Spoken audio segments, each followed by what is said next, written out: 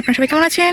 আজকে আমি চলে আসছি দুধকুমার নদীতে, মানে এক্সামের অনেক দিন পরে আজকে আমাদের নদী পাড়ে চলে আসছি। কারণ আমার ভাইস্তার একটা ভিডিওতে রিয়াদ ওর ভিডিওতে দেখছিলাম যে পানিটা অনেক দূর উঠছে আর কি, এই জন্য চলে আসছি।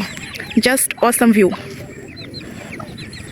অসাম, মানে এত সুন্দর দেখা যাইতেছে পুরো নদীটা পানিতে ভরপুর। আর মানে আমার এক্সপিরিয়েন্স জাস্ট ওয়াও ওয়াও, দেখেন কি সুন্দর। আর এই দুধকুমার নদী সম্পর্কে আমার ফার্স্ট ভিডিও করা হয়েছিল এবং এটা একটা দাদুর মুখে একটা ইতিহাস শুনছিলাম। যাই হোক গাইস, এটা কি সাপ নাকি অন্য কিছু?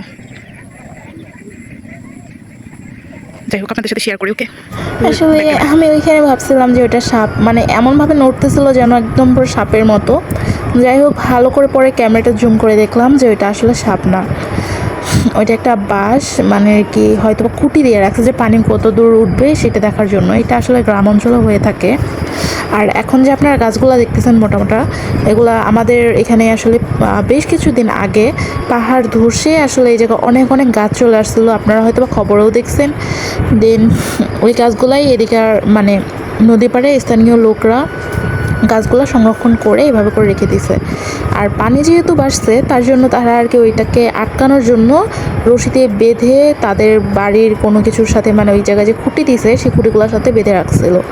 আর ভাই রে ভাই, আজকে আমার নদী পাড়ে যাওয়ার মানে আর কি এতটা পরিমাণে ভালো লাগছে যা বলার বাইরে। এত এত সুন্দর দেখা যাচ্ছিল, বিশ্বাস করেন, মানে পুরো নদীটাই ভরাট, এই থেকে টুপু পানি। আর হয়তো বা একজনের কাছে শুনলাম অনেক দূর নাকি পানি হয়েছিল, অনেক দূর।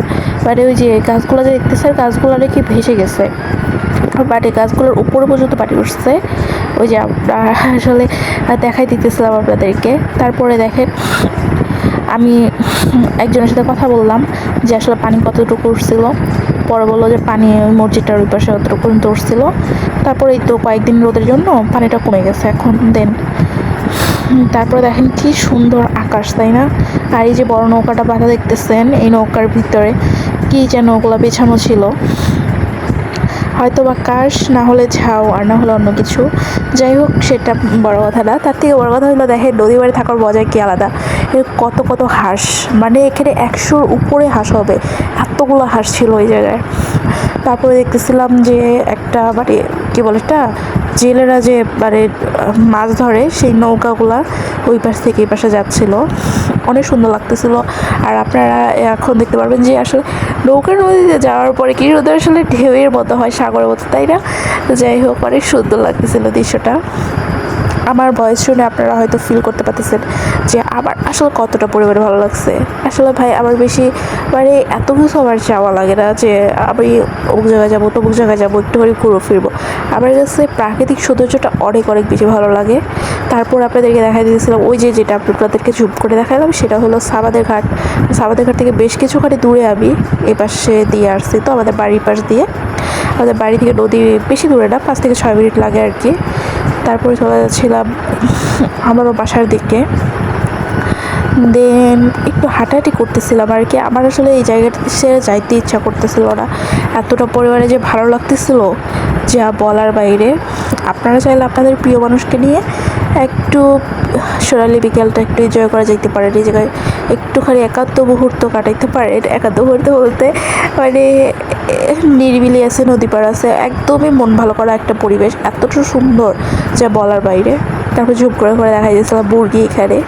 তারপর আমি চলে যাচ্ছিলাম বাসার দিকে। আমাদের বাসা থেকে নদী বাড়ি যে আসার যে রাস্তাটা, আসলে সেই রাস্তাটা অপূর্ব সুন্দর। হ্যাঁ, নদী পাড়টাও আমার কাছে অনেক অনেক ভালো লাগে।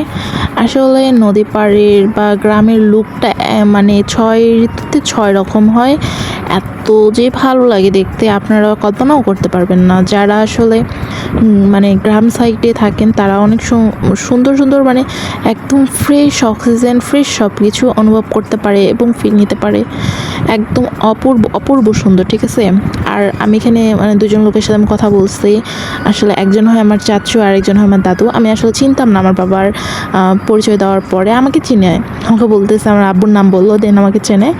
যাই হোক আমি বললাম যে হ্যাঁ আপনাকে চিনতে পারছি। তারপর পরে ওনাদের কাছে জিজ্ঞাসা করলাম যে নদী পাড়ে মাছ কখন পাওয়া যায়। ওনারা বললো সকাল 8টা বাজেই পাওয়া যায় প্রত্যেক দিন। ঘাট পাড়ে ওখানে বসে থাকে, আমাদের ঘাট পাড়ে। দেন আমি কালকে সকালে দেখি আমি নদীর মাছ নিয়ে নেওয়ার জন্য যাব। হঠাৎ করে কেন জানি না আমার নদীর মাছ খাইতে প্রচুর ইচ্ছা করতেছিল। তারপরে আর কি জিজ্ঞাসা করলাম যে এখান থেকে কি মানে এমনিতে বড়শি দিয়ে মাছ ধরা যায় না? বলা যে না, বড়শি দিয়ে মাছ ধরা যায় না। আর বিশেষ করেন ভাই এতটা সুন্দর যে দেখা যাচ্ছিল, ওয়েদারটা যা কল্পনার বাইরে। আমি আসলে বাড়ি থেকে বের হই না ওই রকম, হঠাৎ করে 1 দিন বা 2 দিন পরে বের হই, বা 1-2 সপ্তাহ পরে বের হই, এরকম আর কি। 1 মাসে একবার যে আশপাশে একটু ঘুরে আসি। মানুষ আমাকে দেখলে যে মনে করে যে আমি কোথা থেকে মনে হয়তো মেহমান আসছি, কিন্তু ভালো করে দেখার পরে দেখে যে এটা তো আমাদেরই মেয়ে, যাই হোক কোনো ব্যাপার না। তারপরে দেখতেছেন আমাদের বাড়িতে আর কি যাওয়ার যে রাস্তাটা। দেন আপনাদের সাথে আমি এখন আমার যে তোলা পিকচারগুলো নদী পাড়ে, সেই পিকচারগুলো আমি আপনাদের সাথে এখন শেয়ার করব। অবশ্যই দেখবেন। আর আমার আজকের ভিডিওটা কেমন লাগছে অবশ্যই জানাবেন। আর আপনাদের মন ভালো করার জন্য অবশ্যই আমাদের দুধকুমার নদী পাড়ে এসে ঘুরে যাবেন। আল্লাহ হাফেজ এভরিওয়ান। অনেক অনেক ভালোবাসা এবং দোয়া থাকলো আপনাদের জন্য, আর আমার জন্য অনেক অনেক ভালোবাসা এবং দোয়া রাখবেন। আর কে কোন জেলা থেকে দেখতেছেন অবশ্যই কমেন্টে বলে যাবেন। আল্লাহ হাফেজ।